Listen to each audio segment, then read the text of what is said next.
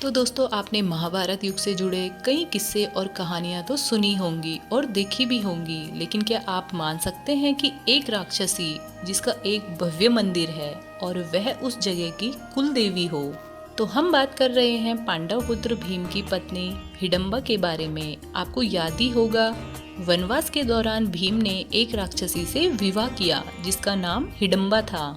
इनका एक बेटा हुआ जिसका नाम घटोत्कच था, जो कि महाभारत युग में मारा गया था। आपको जानकर हैरानी होगी कि हिडम्बा अब एक माता है। महाभारत काल के दौरान हिडम्बा को ऐसा वरदान मिला था कि वह दोबारा इंसान बन गई थी और अब वह मनाली की कुल देवी हैं, जहाँ के रहस्यमय बातें जानकर आप भी चौंक जाएंगे। तो आज इस वीडियो में हम जानेंगे हिडिम्बा देवी के संपूर्ण इतिहास, इनका विवाह, मंदिर का निर्माण की स्थिति और हिडिम्बा मंदिर के विशेषताओं के बारे में।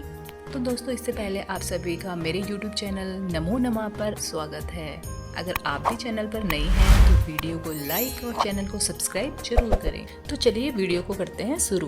महाभारत युग में वनवास काल के दौरान कौरवों द्वारा जब पांडवों को लाक्षागृह में जलाकर मारने का षड्यंत्र रचा गया, तब विदुर के कहने पर वे वहां से भागकर दूसरे वन में अपनी माता कुंती के साथ चले गए। कई कोस चलने के कारण भीम को छोड़कर सभी लोग थकान से बेहाल हो गए और एक वट वृक्ष के नीचे लेट गए। माता कुंती प्यास से व्याकुल थी, इसलिए भीम पानी की खोज में चले गए। एक जलाशय देख पहले तो भीम ने स्वयं पानी पिया और फिर माता और भाइयों को पानी पिलाने के लिए लौटे तो देखा कि सभी थकान के कारण गहरी निद्रा में सो चुके थे।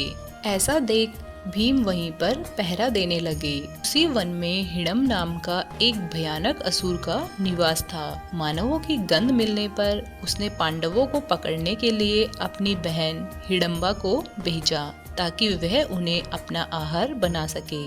वहां पर पहुंचकर जब हिडम्बा ने सुंदर मुख तथा बलवान शरीर भीम को देखा तो वह उन पर मोहित हो गई। तब उसने अपनी राक्षसी माया से एक सुंदरी का रूप ले लिया और भीम के पास जा पहुंची।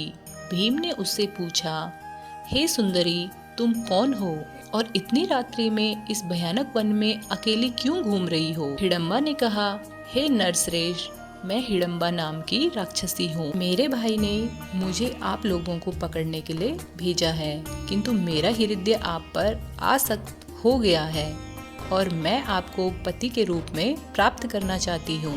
मेरा भाई हिडम बहुत दुष्ट और क्रूर है, किंतु मैं इतना सामर्थ्य रखती हूँ कि आपको उसके चुंगल से बचाकर सुरक्षित स्थान तक पहुँचा सकूं। दूसरी ओर अपनी बहन को लौटकर आने पर विलम्ब होता देखकर हिडम उस स्थान पर जा पहुँचा। भीम और हिडम्बा को प्रेमालाप करते देख वे क्रोधित हो उठा और हिडम्बा को दंड देने के लिए उसकी ओर झपटा। यह देखकर भीम ने उसे रोकते हुए कहा, ए दुष्ट राक्षस, तुझे स्त्री पर हाथ उठाते लज्जा नहीं आती? यदि तू इतना ही वीर और पराक्रमी है तो मुझसे युद्ध कर।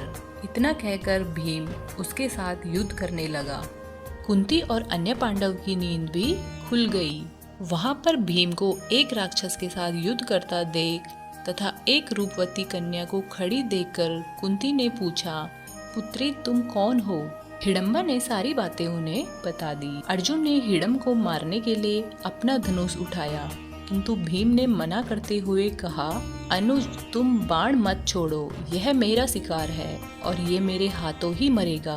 इतना कहकर भीम ने हिडम को दोनों हाथों से पकड़कर उठा लिया और उसे हवा में कई बार घुमाकर जोर से भूमि पर पटका और उसके प्राण चले गए। हिडम के मरने पर पांडव वहां से प्रस्थान की तैयारी करने लगे। इस पर हिडम्बा ने कुंती के चरणों में गिरकर प्रार्थना करने लगी, हे माता, मैंने आपके पुत्र भीम को अपने पति के रूप में स्वीकार कर लिया है। आप भी मुझे कृपा करके स्वीकार कर लीजिए। यदि आप लोगों ने मुझे स्वीकार नहीं किया तो मैं इसी क्षण अपने प्राणों का त्याग कर दूंगी। हिडम्बा के हृदय में भीम के प्रति प्रबल प्रेम की भावना को देखकर युधिष्ठिर बोले, हिडम्बे, मैं तुम्हें अपने भाई को सौंपता हूँ, किंतु यह केवल दिन में तुम्हारे साथ रहेंगे और रात्रि को हमारे साथ रहेगा। हिडम्बा ऐसा करने के लिए तैयार हो गई और भीम के साथ आनंद पूर्वक जीवन व्यतीत करने लगी। 1 वर्ष बाद उनका पुत्र उत्पन्न हुआ। उत्पन्न होते समय उसके सर पर केस यानी उत्कच ना होने के कारण उसका नाम घटोत्कच रखा गया। वह अत्यंत मायावी निकला और जन्म लेते ही बड़ा हो गया। हिडिंबा ने अपने पुत्र को पांडवों के पास ले जाकर कहा, यह आपके भाई की संतान है, अतः यह आप लोगों की सेवा में रहेगा। इतना कहकर हिडिंबा वहाँ से चली गई। घटोत्कच श्रद्धा से पांडवों तथा माता कुंती के चरणों में प्रणाम करके बोला, आप मुझे मेरे योग्य सेवा बताएं। उसकी यह बात सुनकर कुंती बोली, तू मेरे वंश का सबसे बड़ा पुत्र है, समय आने पर तुम्हारी सेवा अवश्य ली जाएगी। इस पर घटोत्कच ने कहा, आप लोग जब भी मुझे स्मरण करेंगे मैं आप लोगों की सेवा में उपस्थित हो जाऊंगा। इतना कहकर वह वर्तमान उत्तराखंड की ओर चला गया। तो आइए अब जानते हैं हिडिंबा एक राक्षसी से कैसे बनी कुल देवी। माना जाता है कि भीम और पांडव मनाली से चले जाने के बाद हिडिंबा राज्य की देखभाल के लिए वापस आ गई थी। ऐसा कहा जाता है कि हिडिंबा बहुत दयालु और न्यायप्रिय शासिका थी। जब उसका बेटा घटोत्कच बड़ा हुआ तो हिडिंबा ने उसे सिंहासन पर बिठा दिया और शेष जीवन बिताने के लिए ध्यान करने चली गई।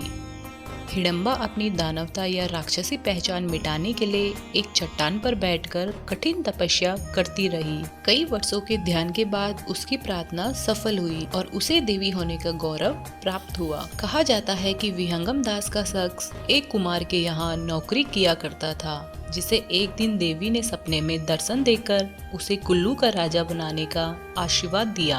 विहंगम कुल्लू राजघराने के पहले राजा माने जाते हैं। इनके वंशज आज भी हिडिंबा देवी की पूजा करते हैं। इसी राजघराने के ही राजा बहादुर सिंह ने सन 1953 में हिडिंबा देवी की मूर्ति के पास मंदिर बनवाया था। मनाली घूमने वाले पर्यटक इस मंदिर के दर्शन के लिए जरूर आते हैं। इस मंदिर के अंदर कोई मूर्ति नहीं बल्कि माता हिडिंबा के चरण पादुका हैं। लोक मान्यताओं के अनुसार प्राचीन काल में यहाँ जानवरों की बलि दी जाती थी, जिसे अब बंद कर दिया गया है, लेकिन आज भी दीवारों पर जानवरों के लंबे लंबे सींग लटके हुए पाए गए हैं। महाभारत युद्ध में इनके पुत्र घटोत्कच ने अहम भूमिका निभाई थी। मां के आदेश पर घटोत्कच ने युद्ध में अपनी जान देकर कर्ण के बाण से अर्जुन की जान बचाई। इसके बाद से मनाली के लोग हिडिंबा को देवी के रूप में पूजने लगे। हिडिंबा का मूल स्थान चाहे कोई भी रहा हो,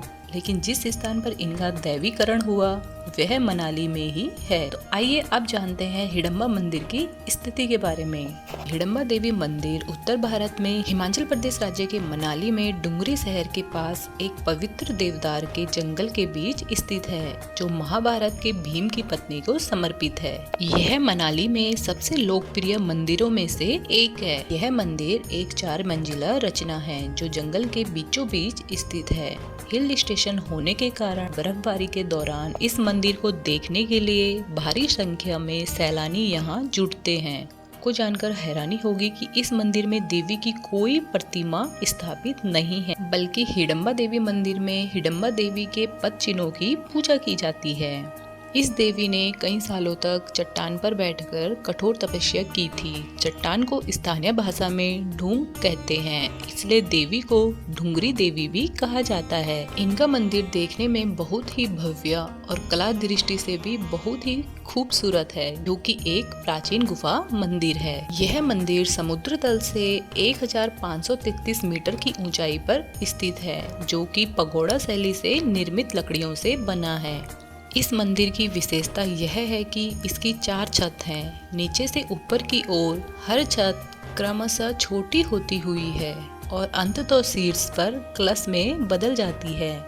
नीचे की तीनों छतें तो देवदार के मोटे चौड़े तख्तों से बनी हुई है, जबकि चौथी छत तांबे और पीतल की चादरों से तैयार की गई है। मंदिर के भीतर ही माता की पालकी है, जिसे समय समय पर रंगीन वस्त्र और आभूषणों से सुसज्जित करके बाहर निकाला जाता है। हर साल सावन के महीने में हिडिंबा मंदिर में एक उत्सव का आयोजन किया जाता है, जिसे सरोहणी मेला के नाम से जाना जाता है। यह मेला धान की रोपाई होने के बाद आयोजित होता है। मंदिर से लगभग 70 मीटर की दूरी पर देवी हिडम्बा के पुत्र घटोत्कच का मंदिर है, जहां पर लोग मनोकामना पूर्ण होने पर लोहे के हथियार चढ़ाते हैं। तो दोस्तों ये थी हिडम्बा देवी और हिडम्बा देवी मंदिर से जुड़ी संपूर्ण जानकारी। यदि जानकारी आपको अच्छी लगी हो तो वीडियो को लाइक, चैनल को सब्सक्राइब और कमेंट बॉक्स में जय मां हिडम्बा देवी अवश्य लिखें। मिलते हैं अगली वीडियो में।